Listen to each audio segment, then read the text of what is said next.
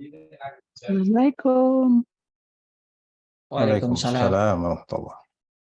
Tabarakallah, Bimrik atas undangannya. Sama-sama, Bu.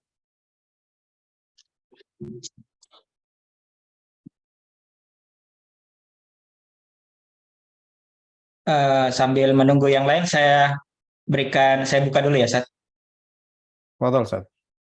Ya, ya. Anu bukan Sat. Panggil aja Edi, Sat. Fahlan, ahlan wasahlan. Ya. Bismillahirrahmanirrahim. Assalamualaikum warahmatullahi wabarakatuh. Waalaikumsalam. Alhamdulillahirabbil alamin. Wassalatu wassalamu ala asyrafil anbiya'i wal mursalin wa ala alihi wa sahbihil mayaminal muntajabin. Amma ba'd.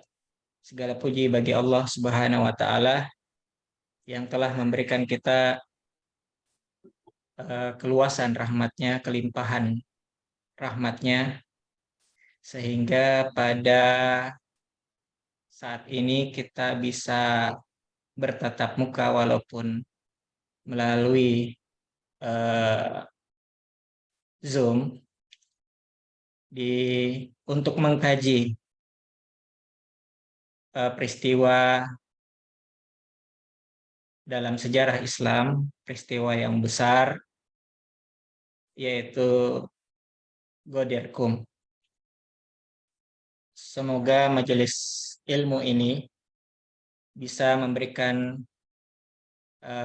dapat menjadi wasilah keberkahan Allah Subhanahu wa taala kepada kita semuanya, khususnya yang mengikuti kajian ini melalui Zoom dan melalui kanal YouTube ICC Jakarta TV.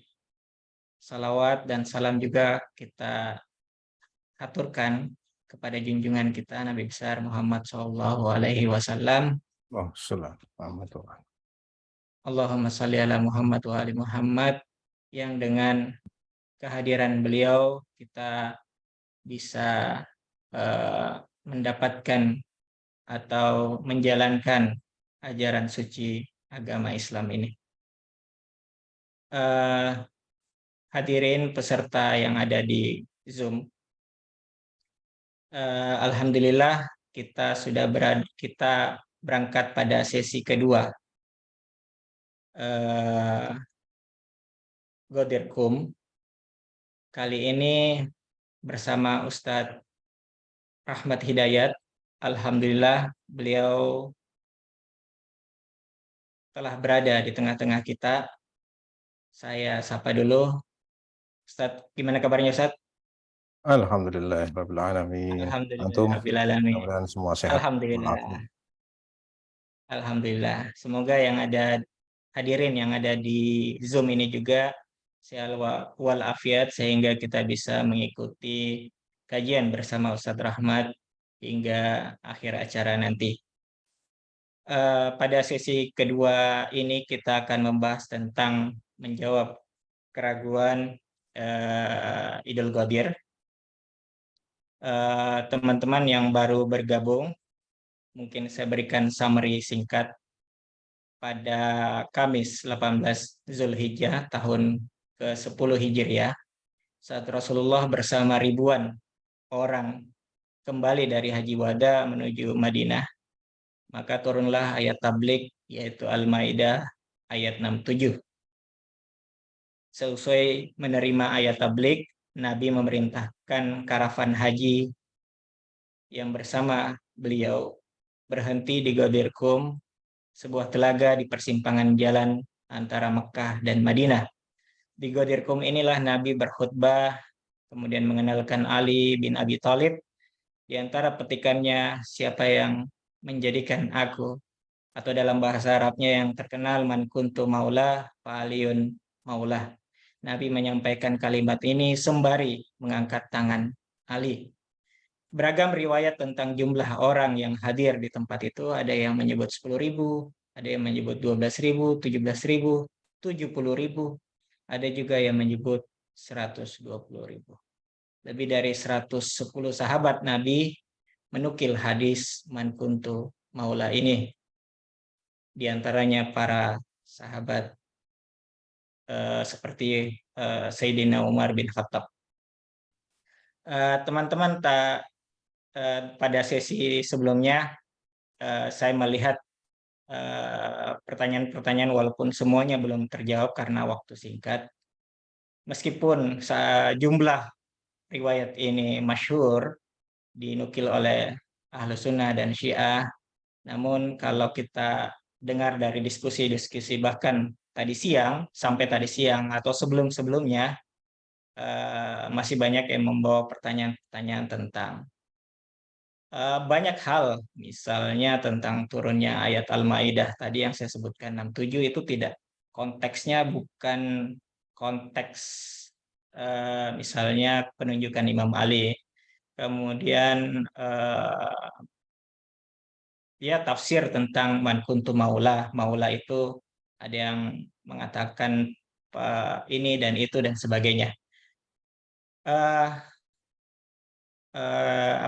Keraguan-keraguan ini sehingga menimbulkan banyak pertanyaan walaupun disebut riwayatnya sangat mutawatir, masyhur, dan maka dari itu pada sesi kali ini teman-teman yang membawa pertanyaan di benaknya dan belum tuntas pada kajian-kajian sebelumnya mau bertanya tentang keraguan dari sisi mana, sejarah ataupun tafsir ataupun dari sisi konteks ayat tadi turun, dapat nanti bisa ditanyakan kepada Ustadz Rahmat Hidayat, karena pada sesi ini kita mengoptimalkan waktu ini, memanfaatkan waktu yang singkat ini untuk bertanya banyak hal tentang keraguan-keraguan yang muncul tentang Idul Qadir ini. Tanpa memperpanjang waktu, insya Allah dalam 45 menit ke depan Ustadz Rahmat Hidayat akan menjelaskan tema ini, dan mari kita manfaatkan sisa 15 menit mungkin pada sesi akhir nanti untuk berdialog, berdiskusi, dan mengutarakan pertanyaan-pertanyaan yang ada di benak kita kepada Ustadz Rahmat nanti. Kepada Ustadz Rahmat kami persilakan dengan hormat ala Nabi wa alihi salawat. Allahumma salli ala Muhammad wa ali Muhammad. Allahumma salli wa ajil farajah. Bismillahirrahmanirrahim. A'udzu billahi minasyaitonir rajim. Wa billahi nasta'in. Wassalatu wassalamu ala asyrafil anbiya'i wal mursalin. Sayyidina wa habibina wa maulana Muhammadin wa ala alihi at-tayyibin at-tahirin wa ashabihi al-mayamin al-muntajabin. Rabbi shrah li sadri wa yassir li amri wa hlul 'uqdatam min lisani yafqahu qawli. Allahumma a'tiqni bil huda wa alhimni at-taqwa. Allahumma salli ala Sayyidina Muhammad wa ali Sayyidina Muhammad warzuqna fid dunya ziyaratahum wa fil akhirati syafa'atahum. Alhamdulillahi alladhi ja'alana minal mutamassikina biwilayati amiril mu'minina Ali ibn Abi Thalibin alaihi salam. Bismillahirrahmanirrahim. Assalamualaikum warahmatullahi wabarakatuh. Segenap puji dan syukur senantiasa kita panjatkan kehadirat Allah Subhanahu wa taala atas setiap limpahan nikmat, karunia, hidayah, inayah, dan terutama nikmatul wilayah yang sampai hari ini masih tercurah dengan sedemikian derasnya kepada kita. Dengan tidak lupa salawat dan salam senantiasa kita haturkan keharibaan junjungan kita Nabi Agung Muhammad sallallahu alaihi wa alihi beserta segenap ahlul bait, dan salam bagi sahabat-sahabat beliau. Bapak dan Ibu yang dirahmati Allah Subhanahu wa taala, materi kajian yang disampaikan sore hari ini yang disodorkan ke saya adalah menjawab keraguan atas Idul Qadir. Jadi saya sekarang harus berhadapan dengan orang-orang yang ragu terhadap Idul Qadir. Dan keraguan itu bukan dosa. Keraguan ketika menjadi sebuah proses, itu adalah sebuah hal yang tidak bisa dihukumi hak dan batil. Tapi penolakan atau keraguan, sebelum sampai kepada penolakan, keraguan terhadap sesuatu, satu berita, atau kita sebut saja satu hadis lah, satu materi hadis, itu bisa kita bagi sebabnya menjadi 3. Barangkali bisa lebih, tapi saya menemukan 3 dan saya sampaikan 3 pada sore hari ini. Jadi keraguan terhadap sebuah matan, kita akan sebutkan hadis saja supaya lebih spesifik. Keraguan terhadap hadis, isi hadis, redaksi hadis, yang pertama bisa muncul dari matan, atau kita sebut sejarah sajalah, lebih enak sejarah, jangan ke hadis dulu, kita sejarah dulu. Keraguan terhadap fakta, sebuah fakta sejarah atau sejarah yang diklaim sebagai fakta, paling tidak. Yang pertama disebabkan oleh matan sejarah yang tidak logis, matan sejarah yang irasional. Sekonon itu sejak tahun 1200 atau abad ke-12 itu sudah dimulai sebuah masa di mana tasawuf juga spiritualitas itu sudah menyimpang daripada jalurnya dalam hal pemahaman maknanya. Jadi mulai dipahami sebagai perdukunan, sebagai klinik, sebagai contoh. Misalkan cerita tentang Syekh Abdul Qadir Jailani, misalkan. Itu bagaimana kemudian kewalian beliau, kesufian beliau ditafsirkan oleh murid-muridnya dengan berbagai macam cerita, hiperbola yang terkadang sangat ekstrim. Misalkan beliau bisa melipat bumi, misalkan beliau bisa melakukan hal-hal yang arahnya adalah kepada perdukunan, yang kemudian zikir-zikir itu difahami sebagai raja, difahami sebagai mantra, sehingga ketika orang membaca zikir ini maka dia akan kebal dari senjata tajam. Itu konon sudah dimulai sejak abad yang ke-12. Bahkan hal itu disinyalir sebagai sebab dari runtuhnya kekuasaan Turki. Karena saat itu setelah Turki sedemikian kuat melawan Eropa, justru pada masa-masa setelah 1200 itu ada pemahaman yang menyimpang.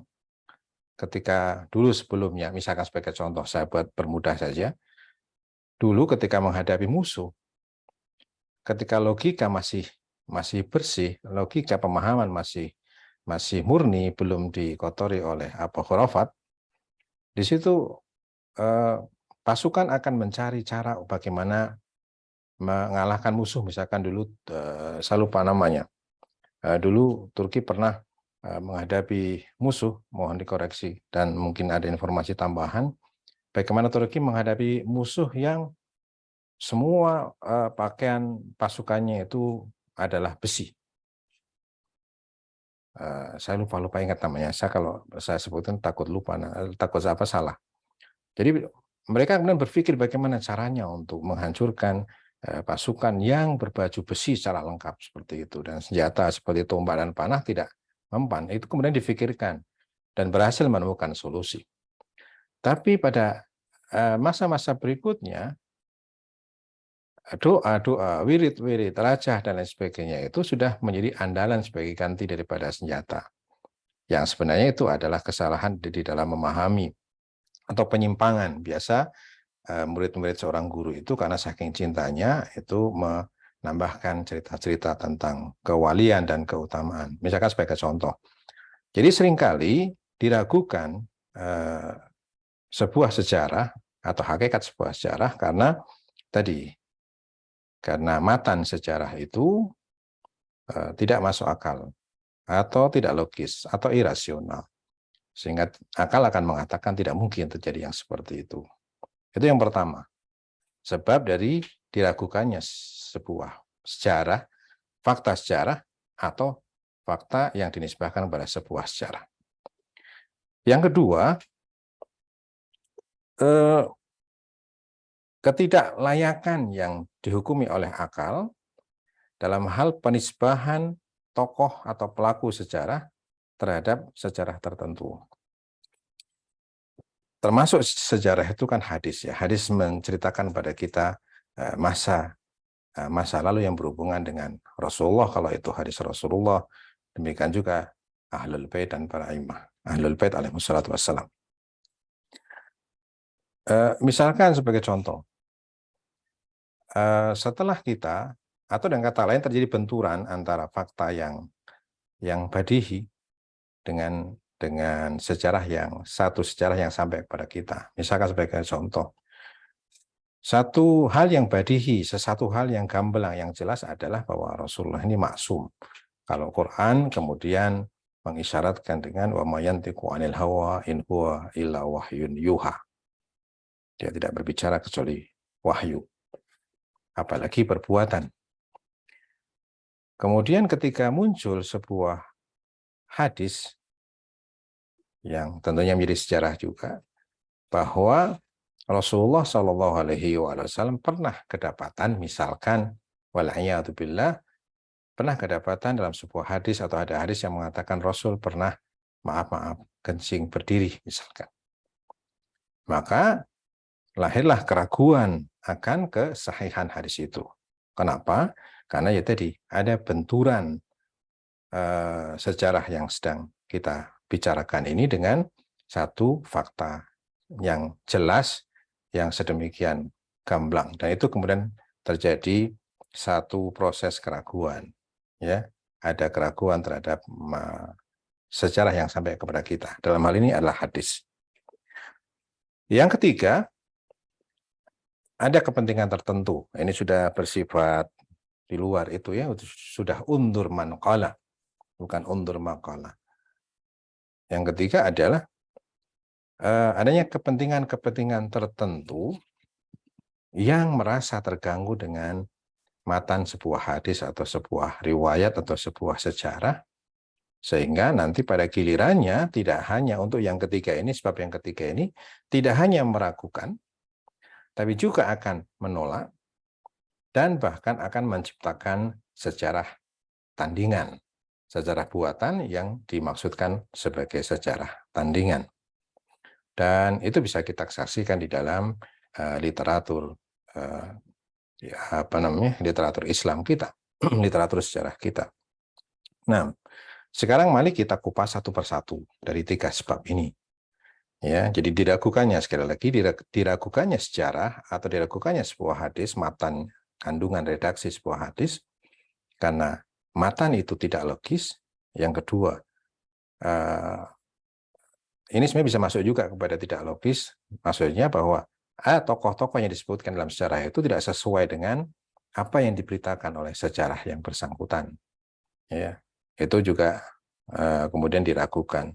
Yang ketiga adalah benturan kepentingan. Yang pertama adalah matan sejarah itu tidak masuk akal atau tidak logis. Wadirhum sebagai fakta yang diragukan pada kajian kita sore hari ini. Wadirhum jelas-jelas bukan hanya peristiwa dan sejarah yang masuk akal, tapi justru itu merupakan sejarah yang sepenuhnya didukung dan diiyakan oleh akal yang sehat. Saya akan sebutkan beberapa riwayat, saya sempat mencatat, mohon maaf. Saya akan melihat terlebih dahulu coret-coretan. Nah, jadi masalah kepemimpinan setelah Rasulullah Sallallahu Alaihi Wasallam, tentunya saya tidak akan menjabarkan tentang dua kelompok setelah Rasulullah Sallallahu Alaihi Wasallam sehubungan dengan masalah kekhalifahan setelah Rasulullah. Nanti kita akan bahas apakah sekilas ya tidak ada bedanya antara ikhtiar atau pilihan Rasulullah, ta'yin ya, pilihan Rasulullah ataupun syura. Nanti ketemunya data Imam Ali bin Abi Thalib alaihissalatu wassalam. Ala kuliah. Kembali kepada kajian kita, yang pertama tadi, apakah matan atau redaksi Ghadir ataukah peristiwa Ghadir, sejarah Ghadir itu adalah sejarah yang tidak masuk akal? Saya sampaikan tadi sebaliknya, justru itulah yang harus dilakukan oleh Rasulullah sesuai dengan akal. Dan hal ini sudah difahami benar-benar oleh para sahabat. Saya akan bacakan beberapa riwayat. Ada satu riwayat disebutkan qalat Aisyah li Umar. Aisyah pernah berkata kepada Umar bin Khattab, "Istakhlif ala ummati Muhammadin." Wahai Umar, pilih khalifah untuk umat Muhammad. Wala tada'hum ba'daka hamalan. Jangan kau tinggalkan setelahmu mereka ini bercerai-berai. Mereka ini tidak memiliki pemimpin, bercerai-berai. Fa inni akhsha alaihimul fitnah. Karena aku khawatir nanti akan menimbulkan fitnah. Sahabat tahu kalau seorang pemimpin harus memilih pemimpin setelahnya demi menghindari fitnah. Disebutkan dalam kitab Al-Imamah wa Siyasah Ibnu Qutaibah. Kemudian ada satu hadis lagi. Qala Ibnu Umar li abihi. Berkatalah Ibnu Umar kepada ayahnya. Ayahnya yaitu Umar bin Khattab. Makanya namanya Ibnu Umar. Kata Ibnu Umar kepada ayahnya yang bernama Umar bin Khattab itu, "Innan nasa za'amu annaka ghaira mustahalifin." Orang-orang banyak, desas-desus banyak sekali berita-berita di luar, orang-orang membicarakan bagaimana engkau tidak memilih khalifah. Ini kata Ibnu Umar kepada ayahnya yang bernama Umar bin Khattab. Fa'innahu, wahai ayah, kata Ibnu Umar, "Lau kana laka ra'i ibilin aw ghanamin." Kalau ayah punya atau menyerahkan hewan gembalaan kepada seorang penggembala, baik itu kambing ataupun unta. Tsumma ja'aka, kemudian ia datang kepadamu si penggembala itu, wa tarakaha, dan meninggalkan gembalaannya itu, padahal ia datang kepada Anda, wahai ayah.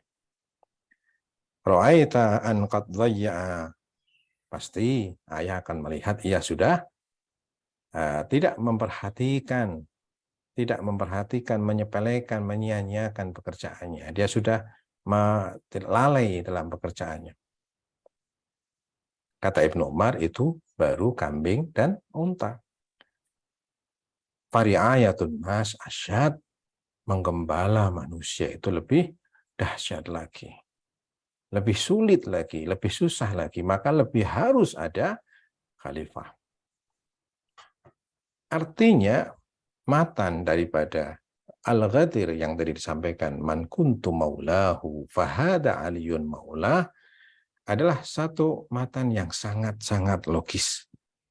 Apalagi kalau kemudian kita melihat beberapa qara'in, beberapa qarinah, beberapa indikasi, beberapa konteks.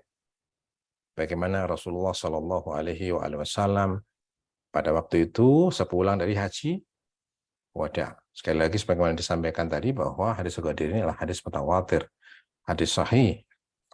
Ada beberapa riwayat yang juga sempat nah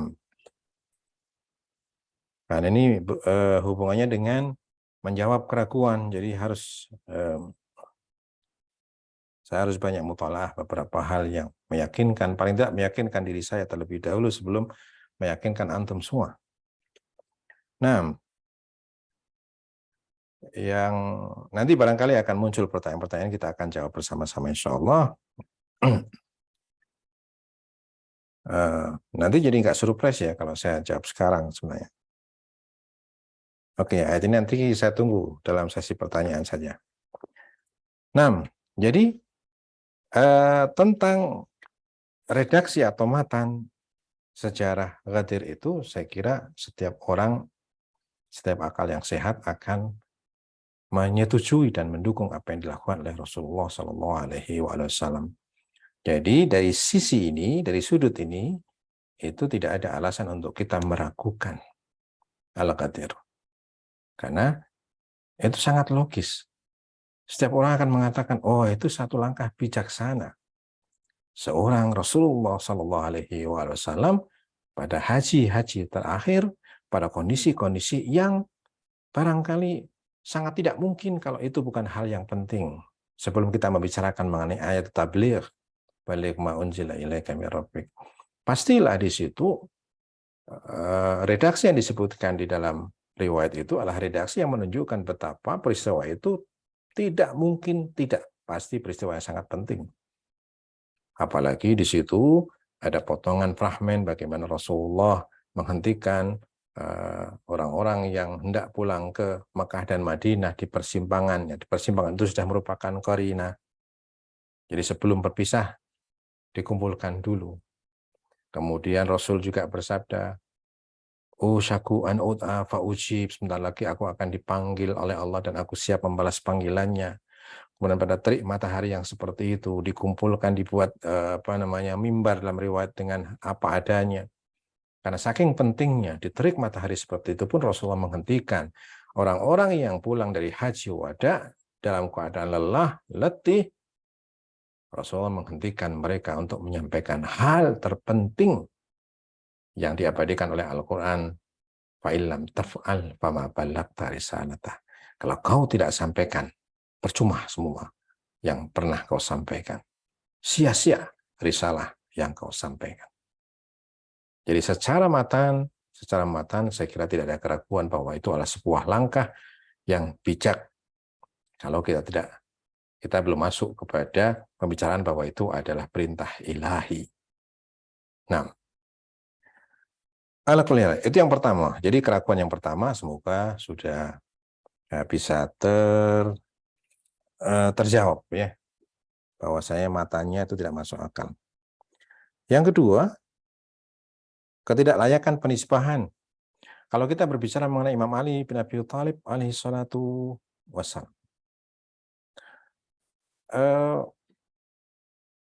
saya akan sampaikan saja sebuah riwayat, sebuah keterangan ya. Nah, ala kulli hal.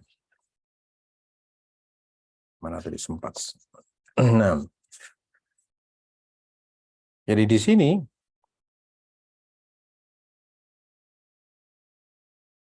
oke. Keraguan ini kemudian untuk yang kedua tentang tokoh atau pelaku sejarah. Pantaskah untuk dinisbahkan kepada sejarah yang sedemikian mulia itu? Yang kemudian kita ketahui di dalam sejarah pasca Rasulullah SAW bagaimana kemudian umat terpecah menjadi mereka yang kemudian berangkat ke Saqifah, membentuk syura untuk menentukan kekhalifahan setelah Rasulullah, dan kelompok Ahlul Bait, keluarga Nabi dan sahabat-sahabat setia yang tetap setia menemani dan mengurusi jenazah Rasulullah SAW. Yang kemudian muncul adalah bahwa Rasulullah tidak meninggalkan wasiat. Oke, sekarang kita akan sepakat terlebih dahulu, ya, Rasul tidak meninggalkan wasiat. Jadi kita kesampingkan dulu, nanti kita akan bahas, atau karena itu badihi, jadi tidak perlu dibahas bahwa Rasulullah sudah meninggalkan wasiat kekhalifahan. Nah, sekarang taruhlah kita sepakat. Ya, taruhlah kita sepakat bahwa Rasulullah SAW tidak meninggalkan wasiat kepemimpinan pada saat-saat terakhir hidup beliau. Dan kepemimpinan ditentukan secara syura. Kita lihat Al-Hakim An-Naisaburi dalam kitab Mustadrak dari Imam Ahmad bin Hambal yang berkata, "Ma ja'a li ahadin minas sahabah atau min ashabi Rasulillah sallallahu alaihi wasallam minal fadail ma jaa li Ali bin Abi Thalib. Al-Hakim An-Naisaburi dalam kitab Mustadrak As-Sahihain diriwayatkan dari Imam Ahmad bin Hanbal yang berkata, tidak ada seorang sahabat Rasulullah, tidak ada satupun sahabat Rasulullah yang memiliki keutamaan seperti yang dimiliki oleh Ali bin Abi Thalib alaihissalatu wassalam. Yang artinya kalau kekhalifahan itu, misalkan seandainya kita sepakat dengan syura, maka syura harus memilih sahabat yang paling afdhal, yang paling memiliki kekhalifahan. Dan itu paling tidak yang saya yakini bahwasanya kalau memang syura itu betul-betul mempertimbangkan afdhaliyah, siapa manusia mulia setelah Rasulullah sallallahu alaihi wasallam, ya pastinya Ali bin Abi Thalib. Qala Rasulullah ana matinatul ain wa aliyun babuha. Kemudian ada riwayat yang barangkali suatu saat insya Allah kita akan bahas lebih rinci lagi tentang apa? Tentang ya Ali anta minni bimanzilati Haruna min Musa illa annahu la nabiyya ba'di. Wahai Ali, engkau bagiku seperti Harun bagi Musa, hanya saja tidak ada nabi setelahku. Dan kalau kita menilik ayat yang berhubungan dengan Harun dan Musa, betapa laula Ali, kalau bukan karena Harun, bagaimana Musa? Dan insya Allah kita suatu saat, insya Allah kita akan bahas mengenai ayat-ayat yang berhubungan dengan Harun dan Musa yang merujuk kepada hadis yang mengatakan, ya Ali anta minni bimanzilati Haruna min Musa. Wahai Ali, engkau bagiku seperti Harun bagi Musa. Nah, jadi kata Al-Hakim, kata Imam Ahmad bin Hanbal yang dinukil oleh Hakim An-Naisaburi, tidak ada sahabat yang memiliki keutamaan seperti yang dimiliki oleh Ali bin Abi Thalib alaihissalatu wassalam. Artinya penisbahan Imam Ali bin Abi Thalib sebagai khalifah sehubungan dengan peristiwa Al-Ghadir adalah sesuatu yang pada tempatnya, yang pas, dan itu merupakan sinyal siapa khalifah setelah Rasulullah Shallallahu Alaihi Wasallam. Setelah Rasulullah Shallallahu Alaihi Wasallam, yang nanti barangkali korinah seperti itu akan memperkuat arah kata atau makna maula pada sabda Rasulullah, man kuntu maulahu fahada aliyun maula. Sampai Allah mawali mawalahu adi man ada. Nah, jadi dalam hal ini, apakah pilihan Rasulullah, apakah syura, seharusnya tetap Imam Ali bin Abi Thalib alaihissalatu wassalam, sesuai dengan fakta sejarah yang disebutkan oleh ulama-ulama besar mengenai Ali bin Abi Thalib alaihissalatu wassalam. Permasalahannya adalah masalah yang ketiga, sebab yang ketiga daripada keraguan, yaitu adanya kepentingan yang berbenturan dengan redaksi atau isi daripada hadis ataupun sejarah tertentu, yang mana nanti akan diikuti dengan usaha untuk menciptakan riwayat-riwayat tandingan. Satu, meragukan sebenarnya pada hakikat tidak meragukan. Justru mereka ini merasa khawatir, karena itu tidak meragukan. Kalau peristiwa Al-Ghadir itu meragukan, itu tidak akan menjadi ancaman bagi kepentingan-kepentingan yang tidak pro kepada Imam Ali bin Abi Thalib alaihissalatu wassalam. Justru karena mereka meyakini hal itu, maka mereka kemudian menciptakan dan melahirkan keraguan-keraguan tentang Aitul Ghadir, tentang bagaimana surat Al-Maidah itu tidak turun berhubungan dengan Imam Ali bin Abi Thalib. Kemudian Maula itu sebenarnya bukan pemimpin, Maula adalah ini dan lain sebagainya. Semua itu sebenarnya berangkat dari kepentingan yang merasa terganggu dengan wilayah yang ditentukan oleh Rasulullah, yaitu Imam Ali bin Abi Thalib alaihi salatu wassalam. Kita lihat misalkan Ummul Mukminin Aisyah mengobarkan perang Jamal bersama Thalhah dan Zubair dengan alasan menuntut darah Utsman. Misalkan kaum Khawarij misalkan dengan slogannya la hukmu illa lillah, tidak ada hukum kecuali hukumnya Allah, yang kemudian dijawab oleh Imam Ali bin Abi Thalib, kalimatul haq yuradu bihal batil. Kalimatnya hak tapi maksudnya adalah kebatilan. Usaha untuk menolak sejarah, berusaha untuk menyimpangkan sejarah kepada arah yang lain, menjadikan generasi-generasi berikutnya tidak mengenal sejarah yang sebenarnya, disebarkan di sekolah-sekolah, disebarkan di berbagai macam, di berbagai lini masyarakat. Bahkan kalau kata Syekh Tijani Samawi, beliau pernah mengatakan bahwasanya tarbi'nya Imam Ali itu pada masanya Ahmad bin Hambal kalau tidak salah. Jadi Imam Ali dimasukkan ke dalam Khulafaur Rasyidin yang keempat, karena saya kira tidak mungkin pada zaman Aisyah misalkan memasukkan Imam Ali, karena Ummul Mukminin Aisyah sendiri memerangi Imam Ali bersama Thalhah dan Zubair.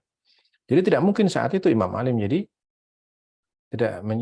tidak mungkin Imam Ali saat itu menjadi khalifah yang keempat. Karena itu makanya dalam sebuah kata Syekh Tijani Samawi, beliau mengatakan kalau qadhiyah tarbi mengempatkan Imam Ali atau meletakkan Imam Ali pada Khulafaur Rasyidin yang keempat, itu terjadi pada masa Ahmad bin Hambal, dan itu pun dikecam habis-habisan. Salah satu kecaman itu yang disampaikan dalam salah satu kitab, saya lupa karena banyak kitab Syekh Tijani Samawi ya. Di situ disebutkan apa? Hadza la ta'nun li Thalhah wa Zubair. Ini adalah penghinaan ini kepada Thalhah dan Zubair kalau menjadikannya Ali bin Abi Thalib sebagai Khulafaur Rasyidin yang keempat. Yang kata, saya lupa Ahmad bin Hambal, kalau tidak salah Ahmad bin Hambal setahu saya, itu beliau mengatakan apa? Da'na, saya lupa kalimat pastinya, da'na, artinya biarkan, itu masa lalu satu kaum, nggak usah kita ungkit-ungkit gitu. Jadi memang ada usaha untuk mengaburkan hakikat sejarah, termasuk Aidul Qadir. Nanti kemudian ada yang barangkali nanti akan muncul pertanyaan juga, mungkinkah orang sebanyak itu sama-sama mengingkari, bersama-sama secara sepakat mengingkari peristiwa Al-Ghadir padahal mereka menyaksikan? Bahkan dalam riwayat Umar sendiri mengatakan, bakhin laka yabna Abi Thalib asbahta maulan likulli mu'min wa mu'minah. Selamat wahai putra Abi Thalib, engkau telah menjadi maula mukmin dan mukminah. Nah, jadi di sini yang pertama, sebab keraguan yang pertama saya kira juga sudah tertepiskan, bahwasanya tidak masuk akal redaksinya seperti itu. Yang kedua adalah hubungan antara tokoh dengan sejarah itu sendiri sangat pas, bahkan tidak terpisahkan. Lain lagi kalau yang ketiga, sebabnya adalah adanya kepentingan-kepentingan yang kemudian menciptakan haris-haris dan sejarah tandingan. Dan itu tidak terjadi hanya pada sejarah Al-Ghadir. Bahkan kalau kita melihat sejarawan kita pun sering mengatakan bahwasanya banyak sekali sejarah yang disimpangkan arahnya. Misalkan pada zaman penjajahan Belanda, maka sejarah yang kemudian mengalir bahkan masih tersisa sampai hari kita ini adalah sejarah-sejarah dalam perspektif mereka, dalam perspektif penjajah. Maka orang yang baik menjadi buruk, orang yang buruk menjadi baik. At-tarikh yu'idu nafsahu. Sejarah itu mengulangi dirinya. Jadi Bapak dan Ibu yang dirahmati Allah Subhanahu wa taala, tiga sebab keraguan yang sering kita temukan dalam memandang sebuah sejarah, itu saya kira sehubungan dengan Al-Ghadir itu sangat tidak beralasan. Yang kita sebutkan tadi sebagian kecil saja dari apa yang disampaikan oleh para ulama, para sejarawan mengenai peristiwa Al-Ghadir, dan bagaimana Al-Ghadir adalah satu saat di mana Allah Subhanahu wa taala menjadikan momen itu sebagai ikmaluddin, sebagai penyempurna daripada agama. Walau karihal musyrikun, walau karihal kafirun, walau karihal munafiqun. Jadi Bapak dan Ibu yang dirahmati Allah Subhanahu wa taala, barangkali meskipun tadi saya diberikan waktu 45 menit, ini baru di waktu saya menunjukkan baru 38 menit, tapi saya akan memberikan barangkali pasti akan banyak pertanyaan sehubungan dengan hal ini, sebagaimana tadi sudah disinggung oleh host kita. Jadi untuk itu saya cukupkan sampai di sini penjelasannya, tapi yang poin yang terpenting barangkali yang bisa kita tangkap adalah baik itu secara ta'yin pemilihan Rasulullah atau secara syura, maka Imam Ali bin Abi Thalib adalah orang yang sangat layak untuk kemudian kita nisbahkan imamah ba'da Rasulillah, kepemimpinan setelah Rasulullah Shallallahu Alaihi Wasallam. Karena barangkali sedikit saya tambahkan, kepemimpinan itu bisa kita bagi dua, kepemimpinan samawi dan kepemimpinan ardi. Kita istilahkan seperti itu, samawi, ardi. Kayaknya ini kismahnya termasuk kismah akliyah kalau dalam mantik. Samawi dan ardi. Samawi itu langit, ardi itu bumi. Nah, yang ardi itu pun dibagi dua. Ada yang syar'i, ada yang tidak syar'i. Yang syar'i contohnya adalah para mujtahid, para marji dan sebagainya. Pemilihannya bukan samawi. Meskipun ada yang berpendapat bahwa ijma'nya para ulama itu ada peran maksumin. Kalau antum lihat di dalam kitab bab Hadi Asyar, dulu waktu kita belajar awal-awal kita belajar akidah, ada bab namanya ada kitab namanya Babu Hadi Asyar, itu tentang ilmu kalam, bahwasanya ijma'nya para ulama itu ada peran maksumin di situ. Tapi itu sekali lagi itu masuknya jadi klaim, ya, klaim saja.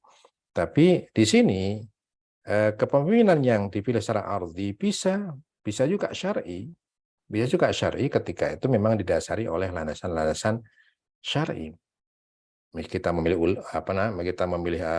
ulama, kita memilih dan lain sebagainya. Itu syar'i ketika kita mengenal majelis hubregon atau majelis hubara, ya. Bagaimana kepemilihan para ulama untuk memilih marji yang layak itu bukan samawi, itu arti, tapi itu syar'i. Nah, jadi kalau misalkan menggunakan sakifah sekalipun, kalau benar-benar syar'i, misalkan bisa juga tidak menutup kemungkinan terjadi. Misalkan taruhlah kita buat pengandaian, karena ini kan dalam rangka menghilangkan keraguan atau barangkali malah menambah keraguan, wallahu alam. Kalau seandainya kita sepakat bahwasanya khalifah setelah Rasulullah dipilih oleh syura pada waktu itu, kalau syuranya benar-benar syar'i, melihat mana yang lebih layak, mana yang paling banyak fadilahnya, mana yang paling banyak jasanya bagi agama, mana orang yang pertama kali siap untuk menyambut dakwah Rasulullah Shallallahu Alaihi Wasallam, ya tetap saja jatuhnya pada Imam Ali bin Abi Thalib alaihi salatu wassalam. Saya kira itu saja untuk paparannya. Barangkali nanti ada pertanyaan, silahkan. Kalau saya bisa menjawab, saya akan jawab. Kalau tidak, insya Allah jadi PR bagi saya terutama. Alhamdulillahirabbil alamin wa ma taufiqi illa billah alaihi tawakkaltu wa ilaihi unib. Astagfirullahaladzim. Assalamualaikum warahmatullahi wabarakatuh. Waalaikumsalam warahmatullahi wabarakatuh. Terima kasih banyak kepada Ustadz Rahmat yang telah memberikan materinya selama kurang lebih 40 menit. Saya mengundang teman-teman yang sedang menonton di YouTube bisa memberikan pertanyaan melalui live chat. Juga kepada teman-teman yang ada di Zoom bisa mengangkat tangan. Nanti kami berikan waktu untuk bertanya, dan jika tidak bisa memberikan pertanyaan melalui meeting chat. Baik, saya mulai dari tidak ada yang belum ada yang angkat tangan. Sambil menunggu pertanyaan yang lainnya, saya bacakan dulu pertanyaan dari meeting Zoom dari saudara Torik Hussein, Bapak Torik Hussein. Mengapa Nabi Muhammad SAW tidak menggunakan pilihan kata imam untuk disematkan pada diri Imam Ali bin Abi Thalib pada deklarasi di Ghadir Qum? Saya bacakan semuanya atau satu-satu dulu, Ustaz? Fadol, bacakan semuanya nggak apa-apa. Saya juga Oh ya, memantau juga. baik, dari Rustana, saudara Rustana Adi, di saat Rasulullah wafat dan sekelompok orang berkumpul di Sakifah Bani Saidah, mengapa umat pada saat itu seperti diam tak berdaya, padahal tentu hadir pada saat Idul Ghadir? Pertanyaannya, apakah saat itu ada tekanan, ketakutan sehingga lupa dengan peristiwa Idul Ghadir? Dari Pak Torik Hussein lagi, apa yang menjadi dasar dari dijadikannya peristiwa Ghadir Qum sebagai suatu peringatan yang diulang atau Id setiap tahun? Oh, apa dasarnya Hari Raya Idul Ghadir ya? Apakah Nabi Muhammad di Ghadir Qum berpesan mensyariatkan Idul Ghadir atau Hari Raya Idul Ghadir, Hari Raya Ghadir? Apakah para imam Ahlul Bait menyelenggarakan peringatan Idul Ghadir pada setiap tanggal 18 Zulhijjah pada masa imamah mereka masing-masing? Tiga pertanyaan itu dulu, Ustaz. Nah, pertanyaan yang pertama, mengapa Nabi Muhammad tidak menggunakan pilihan kata imam untuk disematkan pada diri Imam Ali bin Abi Thalib alaihissalatu wassalam? Nah, sejauh yang saya ketahui atau sependek yang saya ketahui juga bahwa kata imam ini masyhur setelah Rasulullah Shallallahu Alaihi Wasallam sebagai penisbahan dari umat kepada manusia maksum, pemegang amanat risalah yang bukan nabi. Yang bukan nabi. Sehingga pada masa Rasulullah Shallallahu Alaihi Wasallam hampir tidak kita dapati Rasulullah menyebut para imam ahlul bait. Ya. Bahkan kata-kata a'immah itu sendiri adalah maknanya bersifat sangat umum, yaitu pemimpin. Ketika Rasulullah menyebutkan a'immah. Bahkan kata imam sendiri kan sebenarnya manqul. Imam itu sebenarnya satu kata yang memiliki makna bisa baik, bisa buruk. Karena Fir'aun itu juga disebut imam yahduna ilan nar. Ya, Fir'aun juga disebut imam yang yahduna ilan nar. Hanya saja setelah Rasulullah kemudian terjadi yang namanya manqul, pergeseran makna dari makna umum menjadi makna khusus yang dinisbahkan kepada para a'immah keturunan Rasulullah Shallallahu Alaihi Wasallam, yang pada fase tertentu nanti itu juga dinisbahkan pada ulama-ulama seperti Imam Syafi'i, Imam Maliki, Imam Hambali dan lain sebagainya. Jadi kalau ditanya kenapa di Ghadir Qum tidak disebutkan imam, barangkali supaya jelas tidak ada syubhat, jangan maula tapi imam langsung. Misalkan itu sebenarnya kalau menurut saya insya Allah masih bisa untuk koreksi lagi. Pada zaman Rasulullah tidak menyebut Ali bin Abi Thalib sebagai imam. Bahkan sekali lagi barangkali saya akan menjawab pertanyaan seterusnya, barangkali masih ada hubungannya. Jadi begini, Rasulullah Shallallahu Alaihi Wasallam mengapa berulang kali menyebut tentang Imam Ali bin Abi Thalib alaihi salatu wassalam? Karena nanti pada saat kita berbicara mengenai Ghadir ya, pada masa yang akan datang, termasuk terutama wabil khusus Ghadir ini, Rasulullah harus menyampaikan sesuatu yang mana sesuatu itu tidak menimbulkan fitnah, Kalau antum melihat di dalam ayat tabligh, ya ayyuhar rasul balligh ma unzila ilaika mir rabbik fa illam taf'al fama ballaghta risalatahu wallahu ya'simuka minan nas. Ya Rasul, sampaikan yang satu ini, kalau tidak sama saja kamu tidak menyampaikan semua risalahnya, dan jangan takut kami menjaga kamu dari gangguan manusia.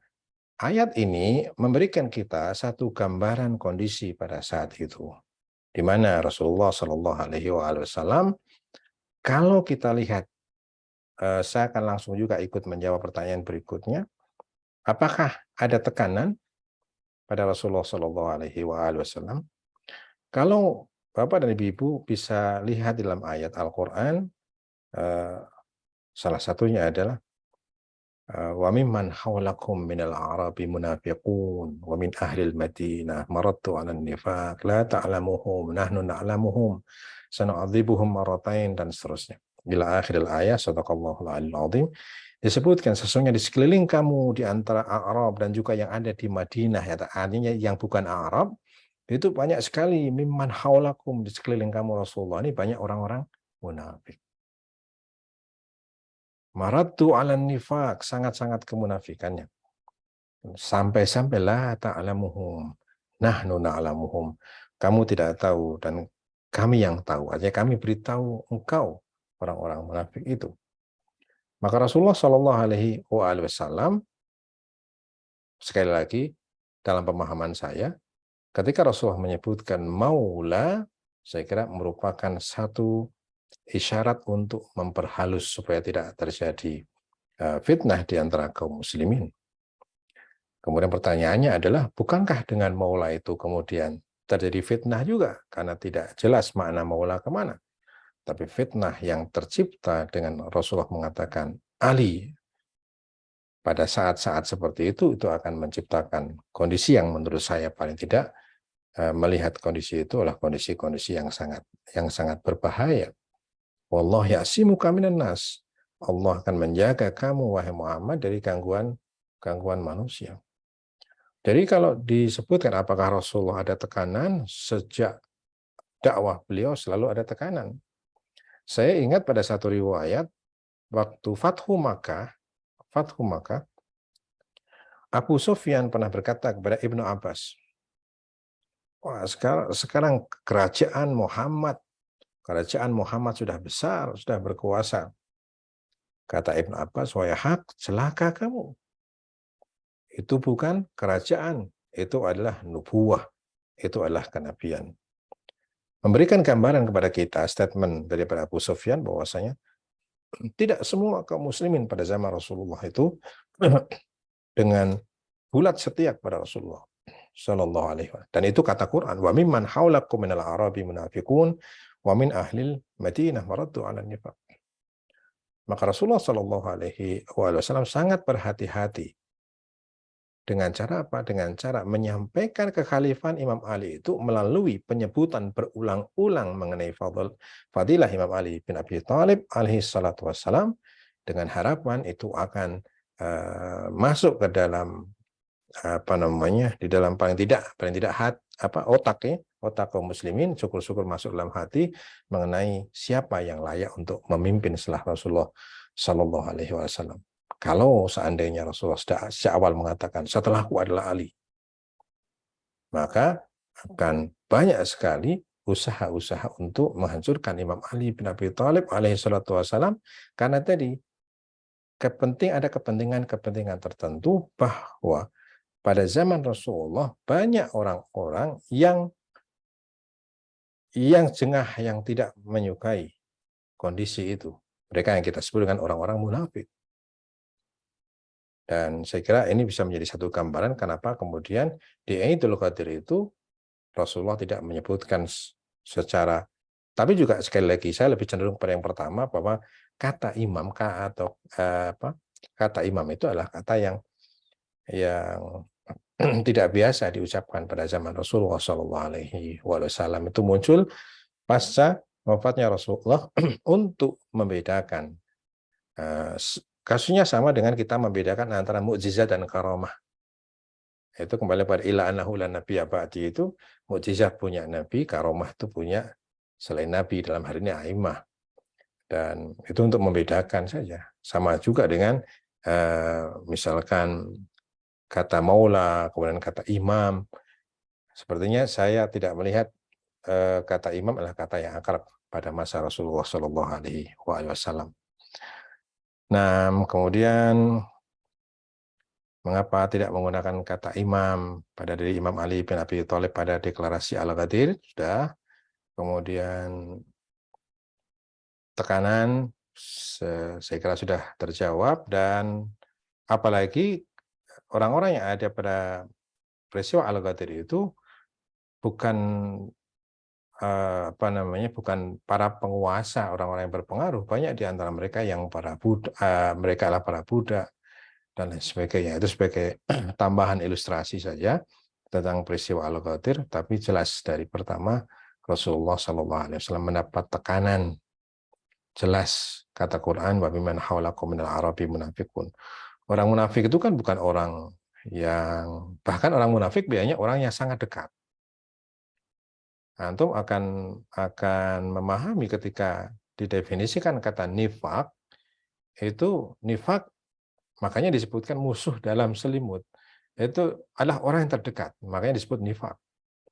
Makanya munafik itu lebih berbahaya daripada al-kafirun. Al-munafiqun lebih berbahaya daripada al-kafirun. Orang-orang kafir sudah jelas ada jarak, ada distance yang jelas antara Islam dengan mereka.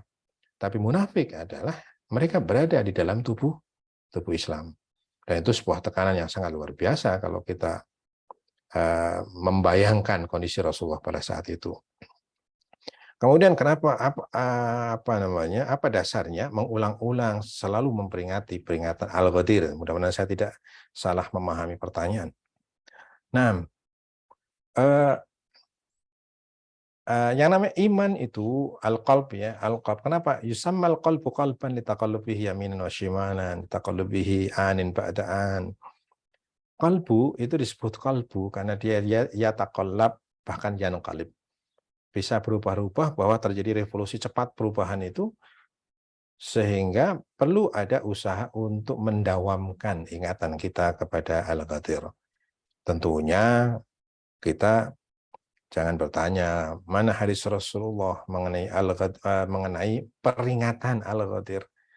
Saya kira kita memiliki satu frame yang besar mengenai kewajiban kita untuk menghidupkan majelis-majelis Ahlul Bait alaihimussalatu wassalam. Al-Ghadir adalah salah satunya yang kemudian kita ulang-ulang. Rasulullah juga tidak pernah memerintahkan kita secara spesifik adakan majelis untuk peringatan syahadah Imam Bakir misalkan, atau wiladah Imam Ali Al-Hadi misalkan, kan tidak ada seperti itu.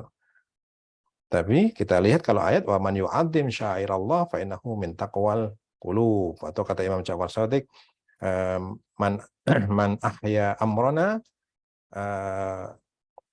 barang siapa yang menghidupkan urusan kami, maka merekalah orang-orang yang hatinya hidup pada saat hati yang lain mati misalkan.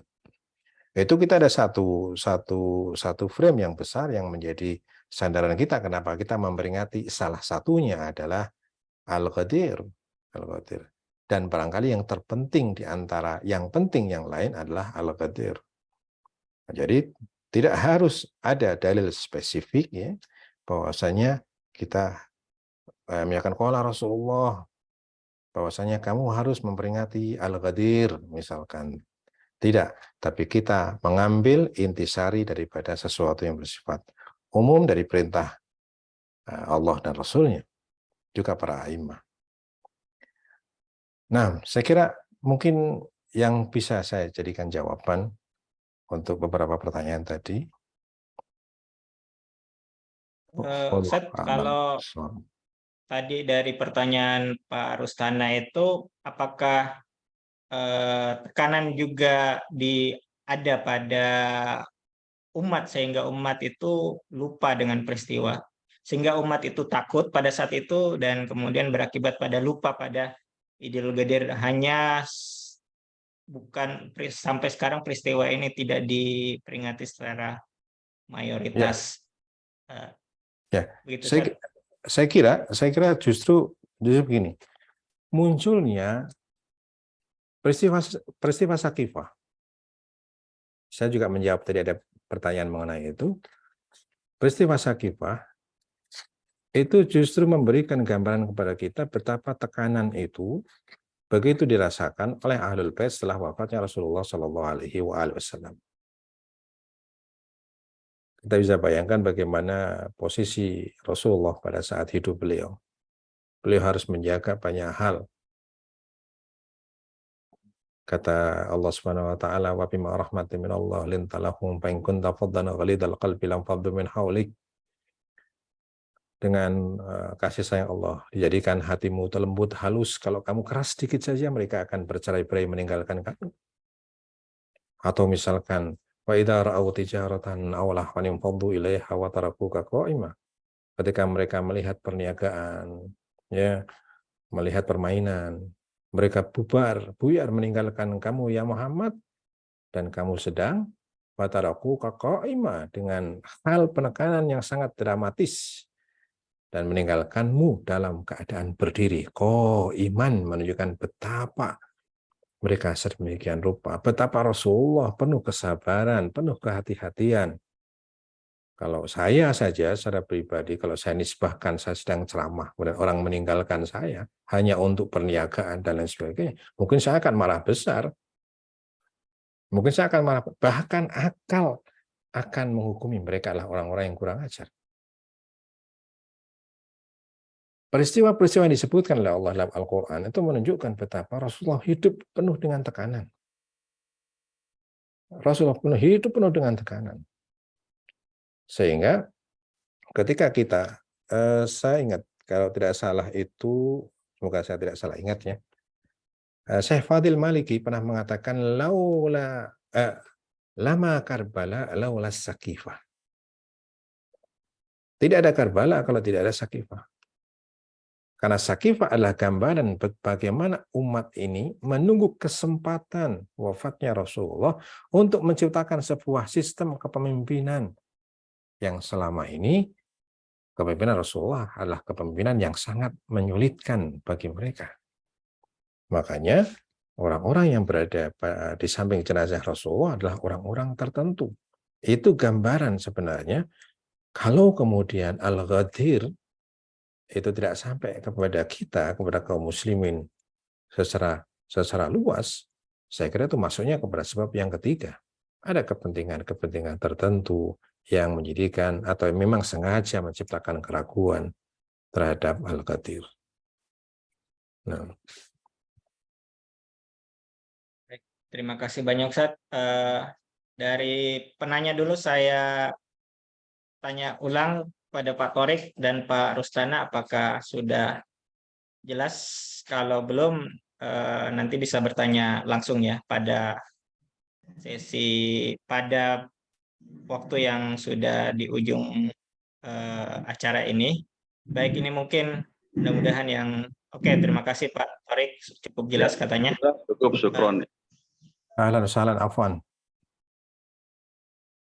Baik, dari Pak Norman Edwin, bagaimana status muslimin yang tidak menerima Imam Ahlul Bait dengan segala kenyataan sejarah yang telah dijelaskan tadi? Apakah keimanan mereka batal? Bagaimana kita harus menyikapi dan berhubungan dengan mereka?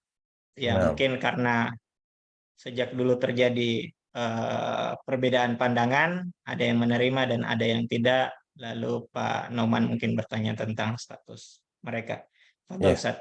Nah, sebelumnya izinkan saya untuk membaca juga komen dari Muhammad Salawat. Allahumma shalli ala Muhammad wa ali Muhammad. Wa'alam annal Husain lam yuqtal fi yaum Karbala wa innama qutila fi yaumis Saqifah. Ketahuilah bahwa Husain tidak terbunuh di Karbala atau pada hari Karbala, tapi terbunuh pada hari Saqifah. Kalau luar biasa ini Ustadz Muhammad Bagas. Allahumma shalli ala Muhammad. Al-Makassari. Nah, jadi laula ma Karbala laula Saqifah, kalau kata Syekh Fadil Maliki. Kalau bukan karena Sakifah nggak ada Karbala. Nah, bagaimana status muslimin yang tidak menerima imamah Ahlul Bait dengan segala kenyataan sejarah yang telah dijelaskan tadi? Ini sebenarnya tidak hanya berhubungan dengan masalah imamah. Kebenaran apapun yang orang sudah sampai kepadanya sebagai kebenaran, maka mengingkari itu adalah sebuah maksiat, kebenaran apapun. Dan ketika berhubungan, baik itu tentang para imam Ahlul Bait ataupun apapun bentuk kebenaran, ketika sampai kepada titik keyakinan akan kebenaran itu, kemudian mengingkari dan tidak menerima, menolak kebenaran, maka kata Quran, wala takunu awwala kafirin bih. Itu yang termasuk juga yang orang mengingkari sebelum membaca juga. Itu juga termasuk di dalamnya. Jadi apapun bentuknya, setiap kebenaran yang sampai kepada kita sebagai kebenaran, yang kita yakini sebagai kebenaran, dan kita menolaknya karena tujuan, pasti tujuan yang bighairi haq, pasti tujuan yang tidak benar, maka itu dicela oleh Allah Subhanahu wa Ta'ala. Kalau orang kemudian tidak bisa menerima imamah Ahlul Bait karena memang tidak ada informasi yang mencukupi untuk meyakinkan mereka, itu urusan mereka dengan Allah Subhanahu wa Ta'ala. Itu saya kira secara konsep keyakinan itu tidak ada masalah, karena memang sesuatu yang datang kepada kita itu sampai kepada keyakinan karena banyak faktor. Tapi yang jelas apapun bentuknya, kalau kebenaran sampai kepada kita dan kita yakini sebagai sebuah kebenaran dan kita menolaknya pasti dengan alasan yang tidak benar, maka itu adalah maksiat. Apakah keimanan mereka batal? Jawabannya masih sama seperti tadi, tergantung apakah penolakan itu adalah penolakan karena inkar, ya, penolakan setelah mimpa'ati ma tabayyana lahumul huda, mimpa'ati ma tabayyana lahumul haq, kalau kata Allah, setelah jelas hak, setelah jelas itu petunjuk dan itu meninggalkan, maka batal keimanannya. Batal keimanan. Misalkan ketika kita meyakini Rasulullah adalah utusan Allah Subhanahu wa Ta'ala dan kita menolaknya dengan tidak melaksanakan perintahnya, maksiat. Maka semuanya kembali kepada proses untuk sampai kepada keyakinan itu sendiri. Jadi apakah keimanan mereka batal? Bisa batal, bisa tidak. Tergantung tadi penolakan itu berdasarkan apa. Ya kan? Saya kira itu. Dan bagaimana kita harus menyikapi dan berhubungan dengan mereka. Wa in jahadaka ala an tusyrika bima laysa laka bihi ilm fala tuti'huma wa sahibhuma fid dunya ma'rufa. Kalau orang tua kita memerintahkan kita untuk menyekutukan Allah Subhanahu wa Ta'ala, maka jangan taat kepada mereka, tapi wa sahibhuma fid dunya ma'rufa. Pergaulah mereka secara duniawi dengan pergaulan yang baik. Karena kata Imam Ja'far Shadiq alaihi salatu wassalam, qulu linnasi husna wahfadhu alsinatakum. Berbicaralah pada orang lain dengan hal-hal yang baik. Ya. Jadi masalah keimanan batal atau tidak ya sebenarnya kembali kepada Allah, itu urusan Allah Subhanahu wa Ta'ala. Tapi sekali lagi kita dapatkan dalam Al-Quran, barang siapa yang menolak kebenaran setelah kebenaran itu datang sebagai kebenaran bagi seseorang, maka penolakan itu adalah maksiat. Gitu. Wallahu a'lam.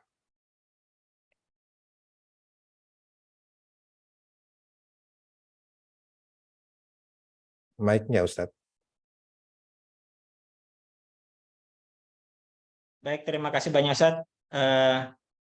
Sayang sekali kita sudah berada di penghujung acara pada sesi kedua kali ini. Peristiwa agung ini tentu terlalu besar untuk kita gali ilmunya, dan kita bicara terlalu pendek waktu saat ini untuk kita bicarakan banyak hal, termasuk sisi-sisi yang perlu dipertanyakan, yang perlu kita tanyakan dalam tema agung ini, yaitu Idul Qadir. Namun saya sampaikan kepada teman-teman bahwa tidak perlu khawatir, karena Kita masih ada 2 sesi lagi. Besok insya Allah sesi ketiga akan diisi oleh Ustadz Abdillah Ba'bud dengan tema Gadirkum Kesinambungan Nubuah dan Risalah. Insya Allah besok dimulai pada pukul 1 waktu Indonesia Barat, dan pada hari Kamis tanggal 13 Juli pada pukul 10 Ustadz Abbasi insya Allah akan menyampaikan Idul Qadir dalam dimensi spiritual. Teman-teman dapat memanfaatkan 2 sesi yang terakhir itu untuk tanya jawab dan menggali ilmu dari momentum Idul Qadir ini. Baik, karena ini ada di penghujung acara, mungkin Ustadz Rahmat bisa memberikan closing statement 1-2 menit. Dari 1 jam lebih kita bersama, mungkin ada pesan-pesan pada teman-teman hadirin baik yang ada di Zoom maupun yang ada di YouTube. Fadhil Ustaz. Nah, jadi barangkali salah satu hal yang tabu untuk kita lakukan di dalam ilmu logika atau ilmu mantik adalah menjelaskan sesuatu yang badihi, menjelaskan sesuatu yang gamblang. Al-badihiyat ghaira qabilah lit-ta'rif wal istidlal. Sesuatu yang badihi, yang jelas, yang gamblang, tidak layak untuk kita definisikan atau kita istidlalkan atau kita argumentasikan. Jadi marilah kita bersama-sama untuk menjadikan peristiwa Ghadirhum sebagai peristiwa yang badihi bagi kaum muslimin. Badihi secara makna dan badihi secara fakta. Secara makna kita jelas makna-makna yang terkandung di dalamnya adalah hakikat daripada kepemimpinan samawi, dan badihi secara argumentasi kita bisa melihat bagaimana Rasulullah Shallallahu Alaihi Wasallam dan para ulama melihat Ghadirhum. Saya kira dengan kita banyak mengkaji dengan penuh, kalau kata Syekh Tijani Samawi, dengan penuh insaf, dengan kita berusaha untuk berlapang dada, kemudian kita menjadi Ibrahim atau Nabi-Nabi Ibrahim. Yang lain itu berangkat dari kekosongan. Kita mengosongkan diri kita dari segala macam tendensi untuk kita meraih kebenaran ilahi. Saya kira itu yang harus kita lakukan. Karena saya kira dan saya yakin peristiwa Ghadirhum diragukan bukan karena peristiwa itu sendiri menciptakan keraguan, tapi ada usaha-usaha untuk menjadikan masyarakat meragukan, bahkan menolak, bahkan ada yang kemudian menjadikan atau menciptakan sejarah-sejarah tandingan untuk menghapus jejak-jejak daripada Ghadirhum ini.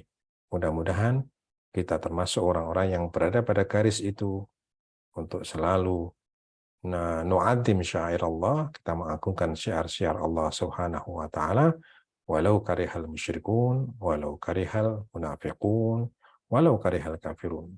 Insyaallah mudah-mudahan kesehatan dan keberkahan selalu menaungi antum semua insyaallah.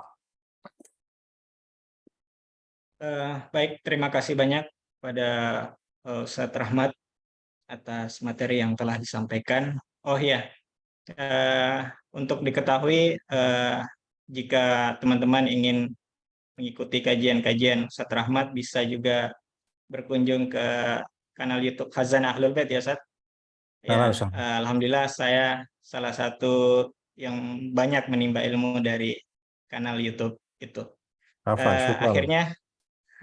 Akhirnya saya mewakili panitia menyampaikan permohonan maaf kepada seluruh peserta, termasuk Ustadz Rahmat jika terjadi kekurangan sana-sini dalam penyelenggaraan short course ini. Kami tunggu masukan, saran, dan kritik teman-teman agar short course ke depan bisa lebih baik lagi.